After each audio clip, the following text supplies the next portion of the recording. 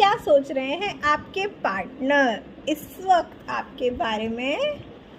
चलिए देखते हैं। पिक अ पाइल, एक पाइल सेलेक्ट कीजिए।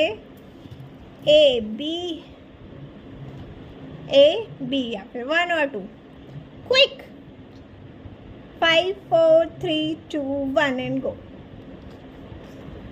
ओहो वाओ, कैसी भी स्थिति हो, कैसी भी जगह हो, वो सिर्फ और सिर्फ आप ही को चाहते हैं दिन के 24 घंटे। वाह वाह वाह। टुगेदरनेस। वाह, दोनों कार्ड के सेम ही मीनिंग है। I want to come closer and spend time with you. आपके पास आना चाहते हैं आपके लव पार्टनर और कुछ समय या फिर मैं बोलूँ बहुत सारा टाइम आपके साथ बिताना चाहते हैं। To claim this video just you have to type 666 in comment box.